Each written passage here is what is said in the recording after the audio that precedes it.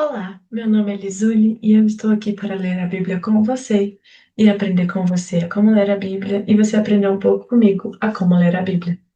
No primeiro vídeo eu já falei que eu comecei isso porque eu aprendi o quanto é importante a leitura da Bíblia e o quanto ela tem me edificado como pessoa e eu tenho sentido cada vez mais vontade de ler. E, bom, penso que talvez a minha leitura compartilhada com alguém pode ensinar algo e você que está aí do outro lado pode me ensinar algo também. Então, que nós venhamos aprender juntos a edificar o corpo de Cristo. Eu escolhi a leitura da NTLH, que é a nova tradução da linguagem de hoje, justamente por ser uma linguagem mais acessível, ser mais de fácil entendimento, e quem sabe com o tempo a gente lê outras versões para ver também as nuances, o que as outras interpretações podem nos proporcionar, como ensino também.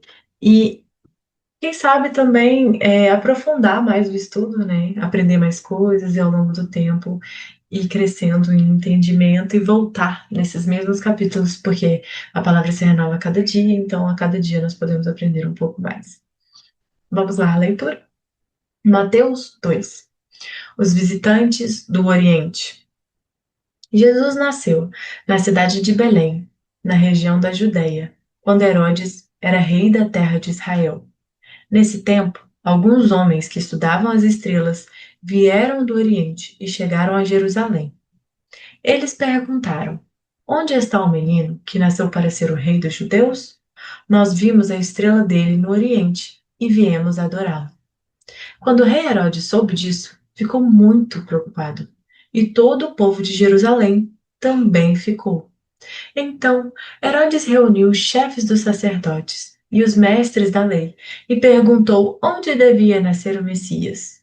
Eles responderam: Na cidade de Belém, na região da Judéia, pois o profeta escreveu o seguinte: Você, Belém, da terra de Judá, de modo nenhum é a menor entre as principais cidades de Judá, pois de você sairá o líder que guiará o meu povo de Israel. Então, Herodes chamou os visitantes do Oriente para uma reunião secreta e perguntou qual o tempo exato em que a estrela havia aparecido. E eles disseram. Depois, os mandou a Belém com a seguinte ordem: Vão e procurem informações bem certas sobre o menino, e quando o encontrarem, me avisem, para eu também ir adorá-lo. Depois de receber a ordem do rei, os visitantes foram embora. No caminho, viram a estrela, a mesma que tinham visto no Oriente. Ela foi adiante deles e parou acima do lugar onde o menino estava. Quando viram a estrela, eles ficaram muito alegres e felizes. Entraram na casa e encontraram o menino com Maria, a sua mãe. Então, se ajoelharam diante dele e o adoraram. Depois abriram os seus cofres e lhe ofereceram presentes: ouro, incenso e mirra. E num sonho, Deus os avisou que não voltassem para falar com Herodes. Por isso, voltaram para a sua terra por outro caminho. Nessa parte inicial, eu já quero chamar atenção para várias colocações e chamar atenção principalmente para aquilo que, sabe, abriu a atenção para os meus olhos. Se você conseguiu ver alguma coisa que eu não vi, comenta aqui embaixo para a gente aprender junto realmente um com o outro. Então vamos lá. A primeira parte que me salta aos olhos é a discrepância da reação das pessoas. Porque olha só, quando o rei Herodes soube, ele ficou muito preocupado. Já está escrito aqui, ó, preocupado. Só que mais do que a preocupação dele, o que me chama a atenção é o povo de Jerusalém também ter ficado preocupado, ó, também. Então essa é uma palavra que ressalta que tanto Jerusalém quanto Herodes ficaram preocupados com o fato do rei dos judeus ter nascido. Isso me chama a atenção por qual sentido? Vamos começar com o versículo 1. Jesus nasceu na cidade de Belém, na região da Judéia, quando Herodes era rei da terra de Israel. Então, pensando na perspectiva de Herodes, claramente, se nasceu um rei, ele vai ser destituído do seu poder. E como aquele que quer permanecer no poder, então faz sentido que ele tenha ficado preocupado. Porém, o povo de Jerusalém são os judeus, o povo da promessa. E me surpreende que eles tenham ficado preocupados. Logo, o povo da promessa ficou preocupado com uma notícia que deveria deixá-los alegres.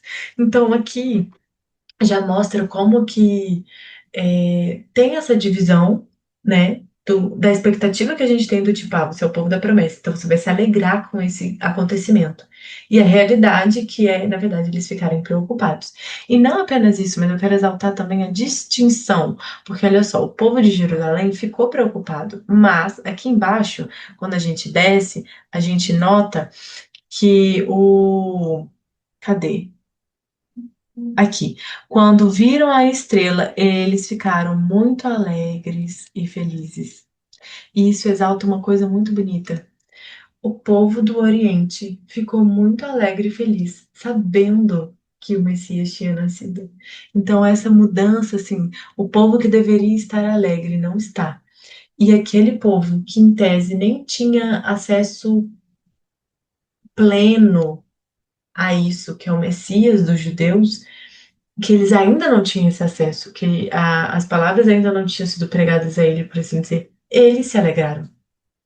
Então isso já mostra que os gentios estavam no plano do Senhor. Os gentios estavam a todo tempo no plano de Deus. E é lindo ver isso, porque desde o início, Deus já estava mostrando seu plano final, que é todos o adorarão. Todos, inclusive os judeus, inclusive os gentios. Continuemos. É, outra coisa que me chama atenção é essa parte aqui, ó.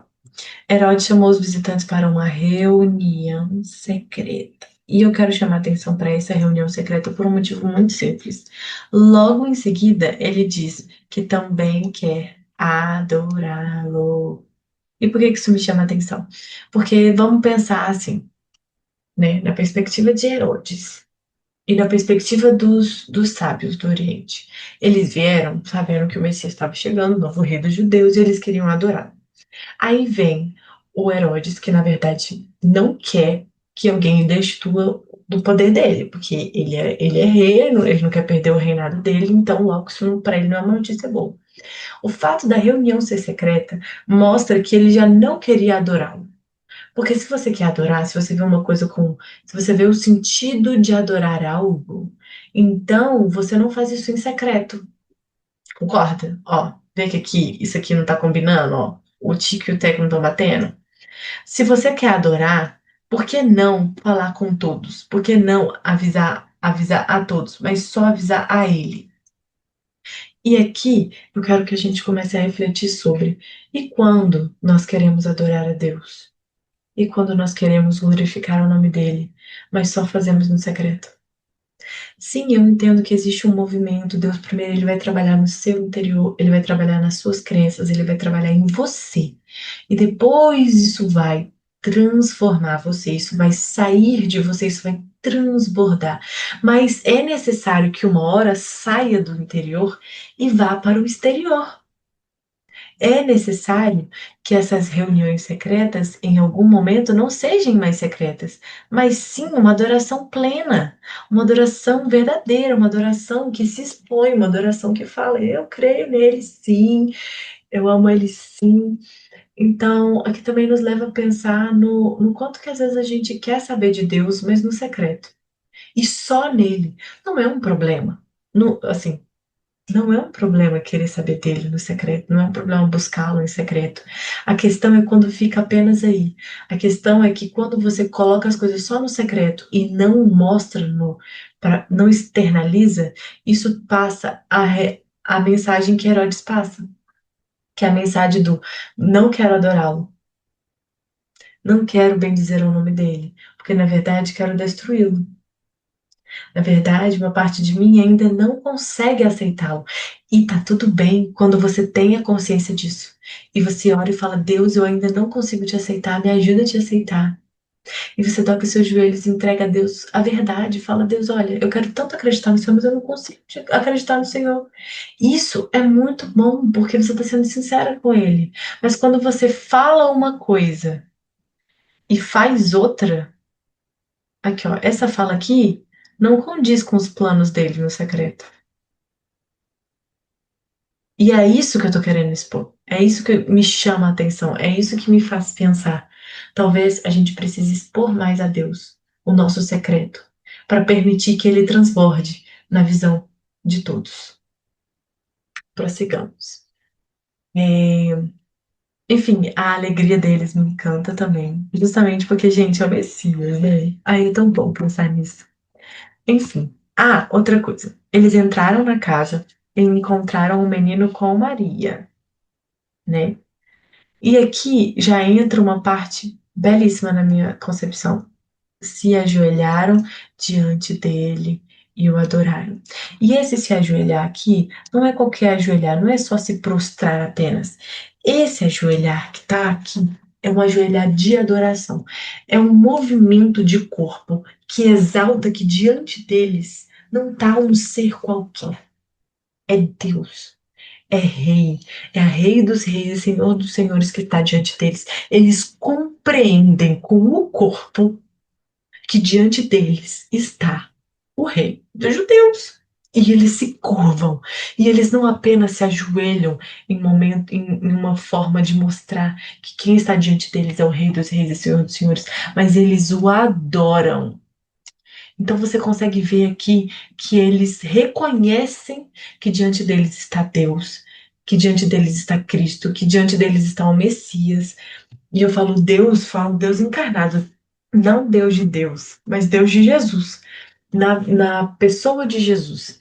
Eles o adoram como Rei dos Judeus e eles o exaltam como Rei dos Judeus. E então eles fazem algo preciosíssimo. Eles abrem os seus cofres. Eu quero chamar a atenção para a palavra cofre, porque ela exalta uma coisa muito interessante, que é o seguinte: cofre pessoal, é o cofre deles. Então, nessa palavra, mostra que eles abriram os seus, tá vendo? Os seus aqui. E eu quero exaltar os seus, porque isso mostra que aquilo que é precioso para cada um deles, todos eles dão a Deus, dão a Cristo o que lhe é devido, aquilo que lhe é precioso. Ninguém guarda no cofre algo que não considera precioso. E esse precioso não é sobre preciosidades financeiras, não é sobre preciosidade de dinheiro, não é sobre preciosidade de pedras preciosas, é sobre preciosidade no sentido de aquilo que te tem, aquilo que para você, em essência, em verdade, é precioso. Existem coisas que o dinheiro não paga, existem coisas que as pedras preciosas não vão conquistar. E isso que é caro a você, que é precioso a você, que você guarda no seu cofre, entrega como presente ao Senhor. E é isso que eles fizeram. Eles ofereceram como presentes aquilo que lhe era precioso, aquilo que estava nos seus cofres. Eles adoraram, eles se ajoelharam e entregaram aquilo que lhe era precioso. E o que que eles entregaram? E eu vou chamar atenção para cada ponto do que eles entregaram, porque isso revela exatamente a passagem de Cristo na terra: ouro, incenso e mirra. Então vamos começar pelo ouro. O ouro, ele nada mais é do que um presente comum daquela época, de ser dada a reis. Então, já neste ato, eles estavam professando, eles estavam proferindo com o ato de entregar o ouro, que aquele diante deles era um rei.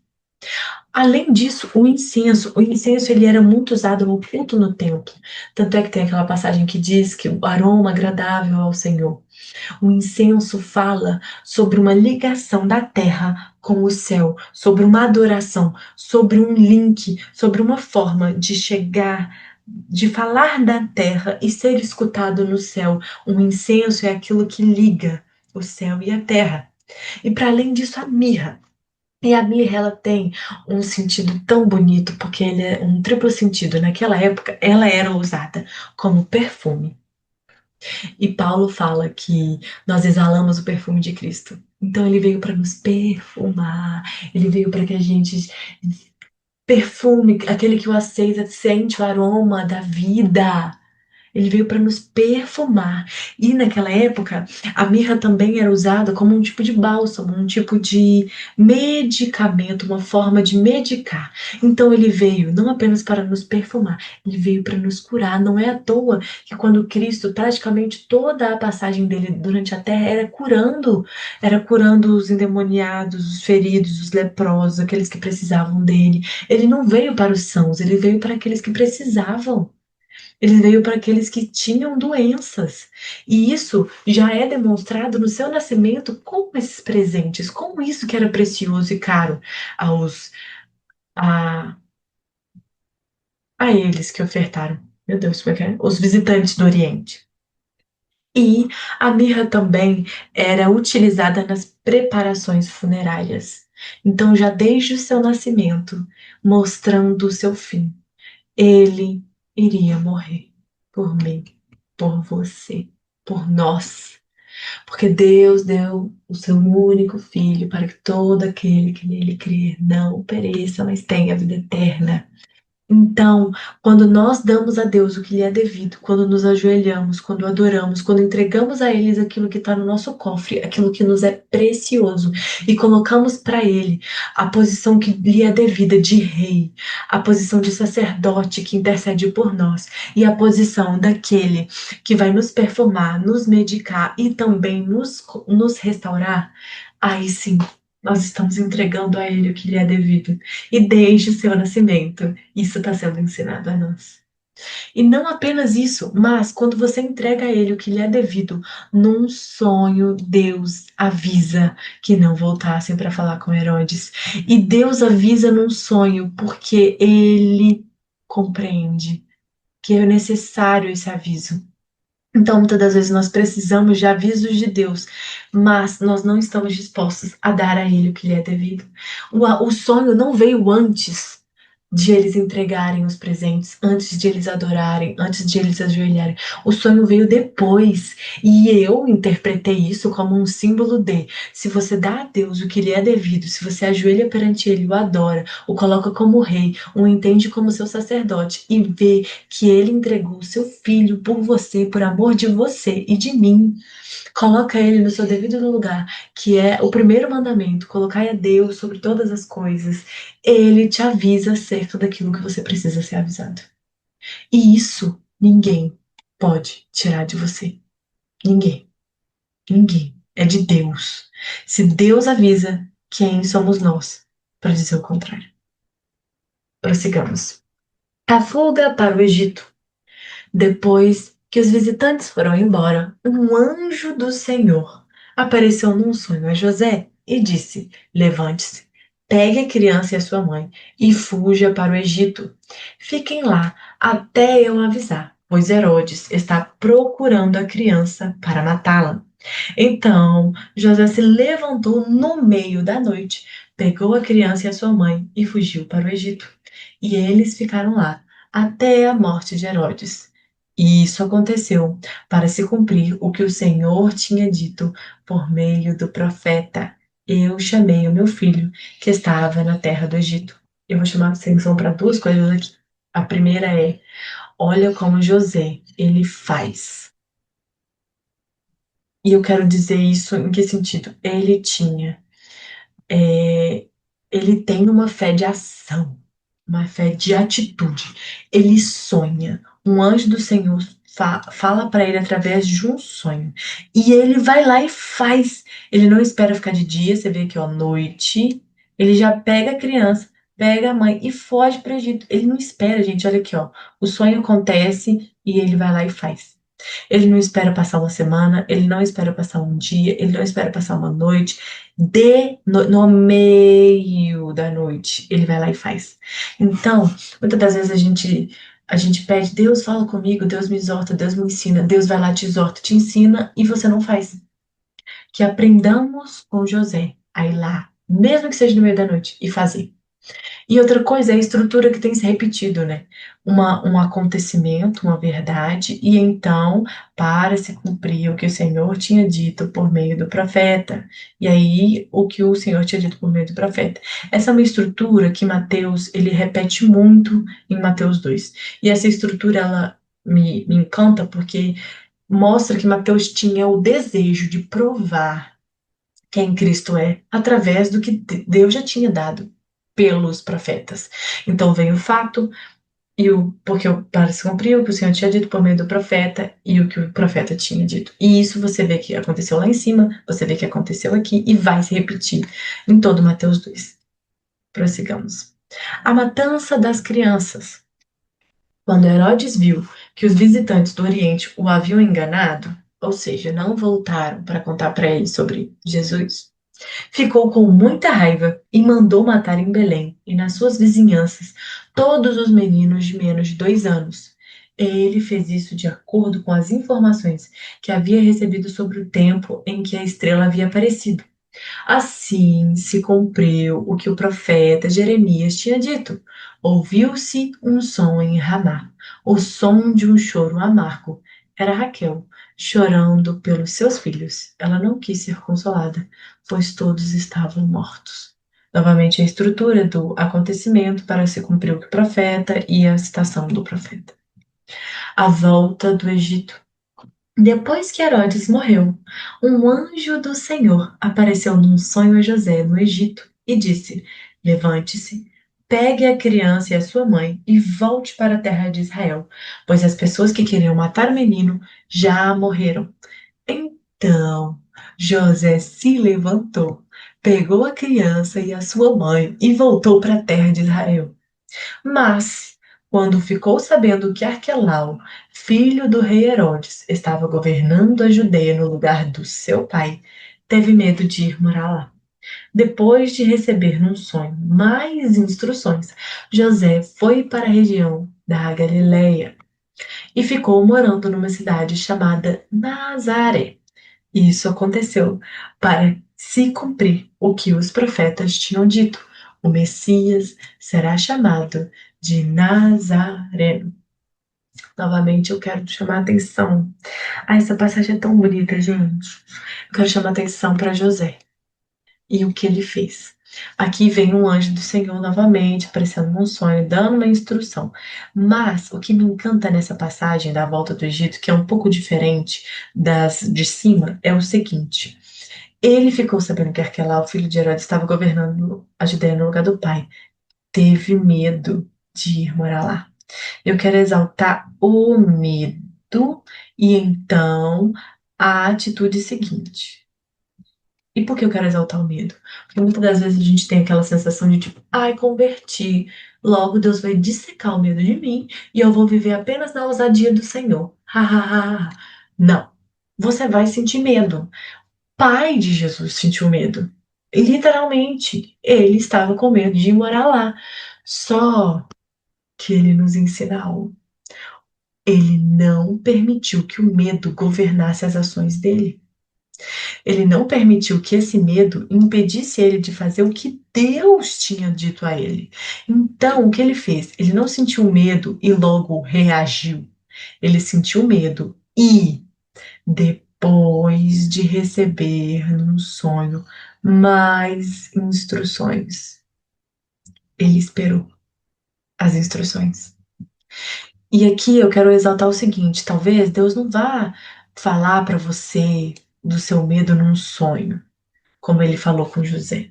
Mas ele vai te exortar pela Bíblia, ele vai te ensinar através dos seus irmãos e irmãs na fé, ele vai te ensinar aquilo que ele precisa te ensinar. E você vai ler esse texto, aprender alguma coisa, Deus vai falar no seu coração, vai usar o Espírito Santo, vai usar o nascer do sol, o pôr do sol, vai usar as pessoas, vai usar a natureza, vai usar das mais Deus, assim, não duvida do que Deus pode fazer. Ele pode fazer o que ele quiser. Ele pode falar com você através de um aplicativo no seu celular. Ele pode falar com você através de um bêbado na rua. Ele pode falar com você através de uma mula. Ele pode falar com você através de um gato. E não necessariamente quando o gato abrir a boca e falar alguma coisa, mas talvez uma atitude do gato faça você ter uma reflexão que veio do Espírito Santo.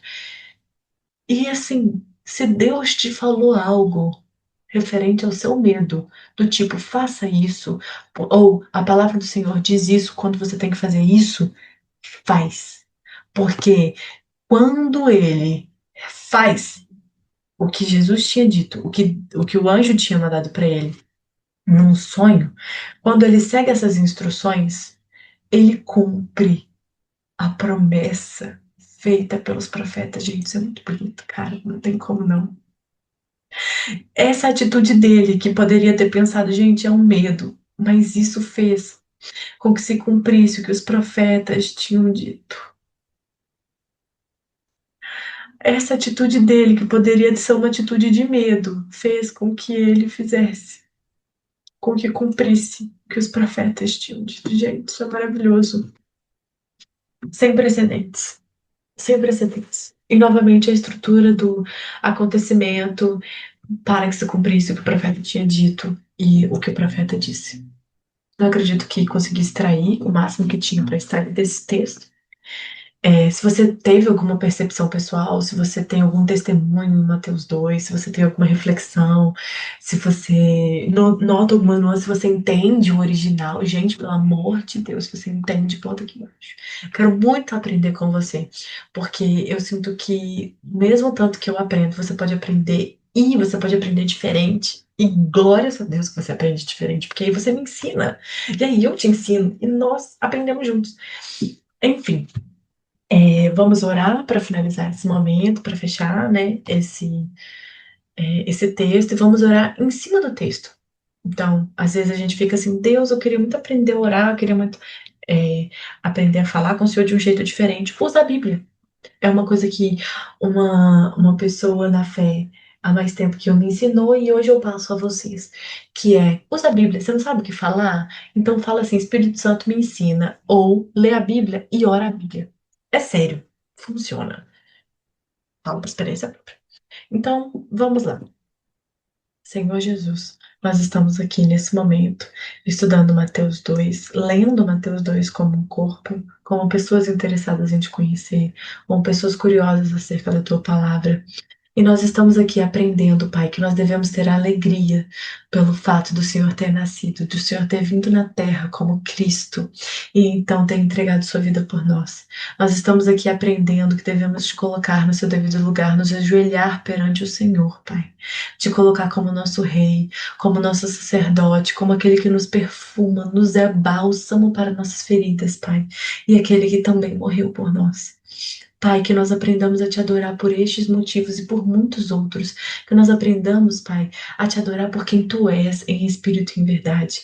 Que nós aprendamos, Pai, a entender quem o Senhor é, desde o seu nascimento aqui na terra. Senhor Jesus, muito obrigada pelo que fez por nós. E que nós venhamos a aprender a, como José, a sonhar, a ouvir a tua voz e ir lá e fazer. E quando o medo vier, que nós esperemos, Pai, pela tua voz e então agirmos em cima dela. Ou se o medo vier e nós já sabermos o que temos que fazer, que nós não paralisemos, mas que tenhamos a atitude baseada no que a tua palavra nos ensina, no que a tua palavra nos exorta. Que nós também aprendamos, Pai, a te adorar não apenas no secreto, mas também no público. Que nós venhamos a publicamente dizer: eu amo a Cristo, eu confio em Cristo, Ele é meu único e suficiente Salvador. Eu o amo e eu sei que Ele me ama também. Que nós aprendamos, Pai, a te buscar no secreto, mas também te buscar no público, a te buscar no nosso íntimo, mas também a buscar no público, a buscar com as pessoas, a buscar com o corpo de Cristo, que nós aprendamos a ser humildes, de ouvir o ensinamento de alguém e de também ensinar aquilo que nós temos, sabendo que também é humildade compreender que o que eu penso pode ser diferente do irmão, mas também pode o edificar justamente pela diferença, justamente por o corpo ter várias partes que nós podemos funcionar juntos como um todo em Cristo. Que nós aprendamos, Pai, a ter a confiança nas palavras dos profetas, assim como todo o povo confiou e ele se cumpriu. Não porque os profetas falam por si, mas porque eles usam a tua palavra. E o Senhor é aquele que nos ensina, nos exorta, nos compreende no nosso mais íntimo.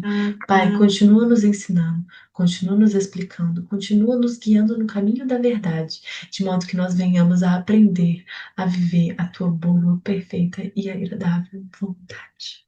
Muito obrigada por esse tempo juntos. Que o Senhor venha resplandecer sua vida em nós. Em nome de Jesus. Amém. Então, eu quero te agradecer por estar aqui comigo até esse momento. Peço que você comente aqui embaixo qualquer coisa que passou na sua mente, se você tem uma oração, pode compartilhar. Se você desejar orar por todos que viram esse vídeo, fique à vontade, que o Espírito Santo de Deus te guie a fazer aquilo que te vem ao coração e a resplandecer na sua vida da maneira mais maravilhosa possível. Eu te agradeço por estar aqui, eu te agradeço por continuar vendo os meus vídeos e vamos juntos ver Mateus 3 no próximo vídeo. Um beijo, tchau, tchau.